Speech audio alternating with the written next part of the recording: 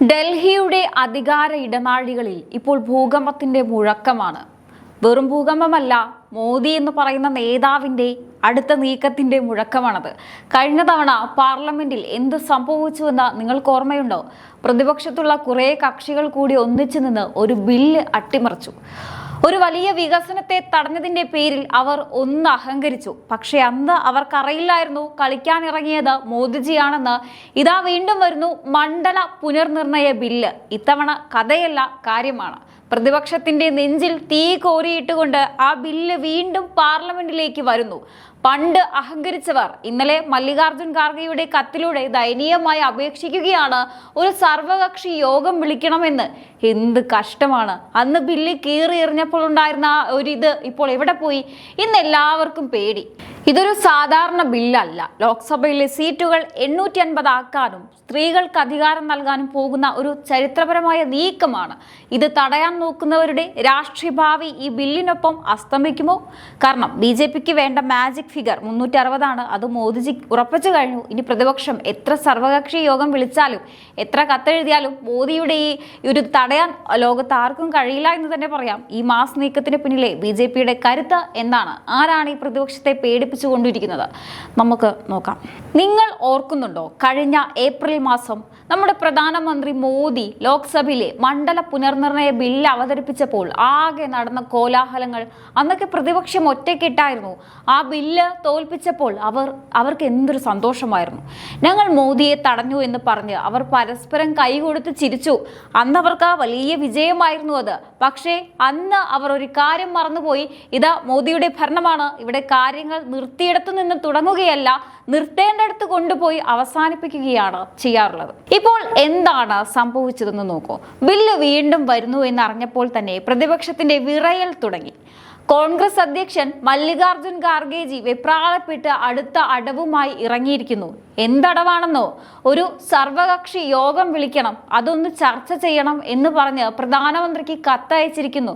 എന്ത് ചർച്ച ചെയ്യാനാണ്? അന്ന് പാർലമെന്റിൽ വന്നിട്ട് എന്തെങ്കിലും നല്ല കാര്യം സംസാരിച്ചിട്ടുണ്ടോ? അന്ന് ആ ഒരു ബില്ലിനെ എതിർത്തപ്പോഴുള്ള ആവേശം ഇന്ന് ഇവിടെ പോയി. ഇപ്പോൾ സർവകക്ഷി യോഗത്തിന്റെ പേരിൽ ഒരു നാടകം കളിക്കാൻ ഇറങ്ങിയിരിക്കുകയാണ്. യഥാർത്ഥത്തിൽ അവർക്ക് പേടിയാണ്. 360 എന്ന മാജിക് ഫിഗറിലേക്ക് BJP എത്തുമെന്ന് അവർക്ക് നന്നായി അറിയാം. അതുകൊണ്ട് എങ്ങനെയെങ്കിലും ഈ സമ്മേളനത്തെ തടസ്സപ്പെടുത്തുക, സമയം കളയുക, ഇതാണ് അവരുടെ ഒരേ ഒരു അജണ്ട എന്ന് പറയുന്നത്. പ്രതിപക്ഷത്തിന്റെ ഈ കത്തെഴുത്ത് നാടകം കണ്ടാൽ ആർക്കും ചിരി വരും. പാർലമെന്റിൽ നിന്ന് ഒളിച്ചോടാൻ നോക്കുന്നവർ, നാട് നന്നാവരുത് എന്ന് ആഗ്രഹിക്കുന്നവർ, ഇവരാണ് ഇപ്പോൾ ജനാധിപത്യത്തെ കുറിച്ച് വലിയ ക്ലാസ് എടുക്കുന്നത്. ഈ കത്തെഴുത്തും സർവകക്ഷി യോഗവും ഒക്കെ വെറും ഒരു ഐവാഷ് മാത്രമാണ്. ജനങ്ങൾക്ക് നന്നായി അറിയാം പ്രധാനമന്ത്രി മോദി എന്താണോ ചെയ്യുന്നത് അത് ഈ രാജ്യത്തിന്റെ നന്മയ്ക്ക് വേണ്ടിയാണ്, അല്ലാതെ പ്രതിപക്ഷം ആഗ്രഹിക്കുന്നത് പോലെ വികസനത്തെ തടയാനല്ല. ഇനി ഖാർഗെജിക്ക് വേണമെങ്കിൽ 1 ലക്ഷം കത്ത് വേണമെങ്കിലും എഴുതാം. പക്ഷേ മോദിജി തീരുമാനിച്ചാൽ ഈ ബില്ല് പാസ്സാക്കുക തന്നെ ചെയ്യും, അതിൽ സംശയമില്ല. കാരണം ഇത്തവണ കണക്കുകൾ BJPക്കൊപ്പമാണ്. അവർ 327 വോട്ടുകൾ ഇതിനകം ഉറപ്പിച്ചു കഴിഞ്ഞു. ഇനി 6 വോട്ട് കൂടി കിട്ടിയാൽ മതി. പിന്നെ പ്രതിപക്ഷത്തിന്റെ കത്ത് കുപ്പത്തൊട്ടിയിലിടാം. ആരും മോദിയുടെ വികസന രഥത്തെ തടയാൻ പോകുന്നില്ല. ഈ സർവകക്ഷി യോഗം എന്ന പേരിൽ അവർ നടത്തുന്ന ഈ ഒരു കോമഡി പരിപാടി കണ്ട് ജനം കൊഞ്ഞനം കുത്തുകയുള്ളൂ. അപ്പോൾ പ്രതിപക്ഷമേ, ഇനിയെങ്കിലും ഈ കത്തെഴുത്ത് നിർത്തിയിട്ട് രാജ്യ പുരോഗതിയിലേക്ക് കുതിക്കുമ്പോൾ ഒപ്പം നിൽക്കാൻ പഠിക്കൂ. ഇനി നമ്മുടെ പ്രിയപ്പെട്ട ഇന്ത്യ സഖ്യത്തിന്റെ അവസ്ഥ ഒന്ന് നോക്കിക്കേ. കഴിഞ്ഞ തവണ മണ്ഡല പുനർനിർണയ ബില്ല് തടയാൻ അവർക്ക് സാധിച്ചത് എല്ലാവരും കൂടി കൈകോർത്ത് നിന്നതുകൊണ്ടാണ്. അന്ന് അവർക്ക് വലിയ വിജയമായിരുന്നു. പക്ഷെ ഇന്ന് ആ സഖ്യം വെറും ഒരു പൊട്ടക്കഥയായി മാറിക്കഴിഞ്ഞു. കഴിഞ്ഞ തവണ ഒറ്റക്കെട്ടായി നിന്നവർക്ക് ഇന്ന് സ്വന്തം പാർട്ടിക്കാരെ പോലും വിശ്വാസമില്ല. നമ്മുടെ തൃണമൂൽ കോൺഗ്രസ്, മമതാ ബാനർജിയുടെ പാർട്ടി ഇപ്പോൾ പൂർണ്ണമായും തകർന്നടിഞ്ഞ അവസ്ഥയിലാണ്. സ്വന്തം വീട്ടിലെ കാര്യം നോക്കാൻ പോലും ഗതിയില്ലാത്ത അവസ്ഥ. പിന്നെയുള്ളത് TMK.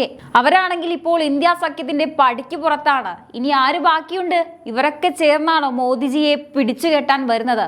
തമാശ പറയരുത്. സഖ്യത്തിലെ പ്രധാന കക്ഷിയായ NCP ശരത് പവാർ വിഭാഗം തന്നെ ഇപ്പോൾ ബില്ലിനെ പിന്തുണയ്ക്കാനാണ് സാധ്യത. എന്തുകൊണ്ട്? അവർക്ക് മനസ്സിലായി മോദിയുടെ വികസനത്തിന് മുന്നിൽ നിന്നാൽ തങ്ങൾ ചതഞ്ഞരിഞ്ഞു പോകുമെന്ന്.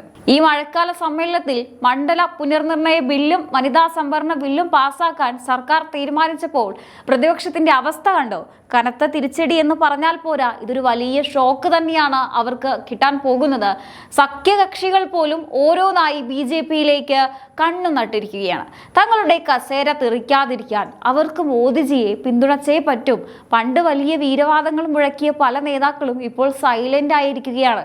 കാരണം അവർക്കറിയാം ഇത്തവണത്തെ ഗെയിം പ്ലാൻ BJP അത്ര കൃത്യമായാണ് സെറ്റ് ചെയ്തിരിക്കുന്നത് എന്ന്. പ്രതിപക്ഷം മുഴുവൻ ചിതറിത്തെറിച്ച് നിൽക്കുമ്പോൾ NDA ഒറ്റക്കെട്ടായി മുന്നോട്ട് കുതിക്കുകയാണ്. ശരിക്കും പറഞ്ഞാൽ ഈ വർഷകാല സമ്മേളനം പ്രതിപക്ഷത്തിന് ഒരു നരകയാതന തന്നെയായിരിക്കും. ഒരു വശത്ത് 360 എന്ന മാജിക് ഫിഗർ അപ്പുറത്ത് BJP തെളിയിച്ചു നിൽക്കുകയാണ്. മറുവശത്ത് സ്വന്തം സഖ്യകക്ഷികൾ പോലും കൈവിട്ട പ്രതിപക്ഷം. ഇനിയെങ്കിലും ഈ കത്തെഴുത്ത് നാടകം നിർത്തി അവർക്ക് വല്ലതും ഗുണമുള്ള പണിക്ക് പോയിക്കൂടെ എന്നാണ് ചോദ്യം. മണ്ഡല പുനർനിർണയം വരാൻ പോകുന്നു. ജനാധിപത്യം പുതിയൊരു തലത്തിലേക്ക് മാറാൻ പോകുന്നു. ഇതിനെ തടയാൻ ആർക്കാണ് സാധിക്കുക? എന്തായാലും ഇനി വരാൻ പോകുന്നത് ശരിക്കും ആവേശകരമായ നിമിഷങ്ങളാണ്. വരും തിങ്കളാഴ്ചയാണ് നമ്മുടെ പാർലമെന്റിലെ മഴക്കാല സമ്മേളനം ആരംഭിക്കുന്നത്. ഡൽഹിയിലെ രാഷ്ട്രീയ അന്തരീക്ഷം ചൂട് പിടിച്ചു കഴിഞ്ഞു. ഈ സമ്മേളനത്തിൽ എന്തൊക്കെ നടക്കാൻ പോകുന്നു എന്ന് നമുക്ക് കണ്ടു തന്നെ അറിയാം. നമ്മുടെ കേന്ദ്ര സർക്കാർ വളരെ കൃത്യമായ പ്ലാനുമായിട്ടാണ് ഇറങ്ങുന്നത്. കഴിഞ്ഞ ഏപ്രിലിൽ മണ്ഡല പുനർനിർണയ ബില്ല് അവതരിപ്പിച്ചപ്പോൾ അത് 3-2 ഭൂരിപക്ഷം കിട്ടാതെ പോയതുകൊണ്ട് താൽക്കാലികമായി ഒന്ന് തടസ്സപ്പെട്ടു. അന്ന് പ്രതിപക്ഷം ആഘോഷിച്ച ആ തടസ്സം ഇത്തവണ ഉണ്ടാകില്ല എന്ന് തന്നെ പ്രതീക്ഷിക്കാം.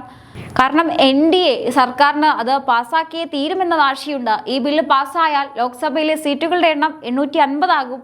അതോടൊപ്പം സ്ത്രീകൾക്ക് അഭിമാനകരമായ ആ വനിതാ സംവരണം കൂടി വരുമ്പോൾ ജനാധിപത്യം കൂടുതൽ ശക്തമാകും.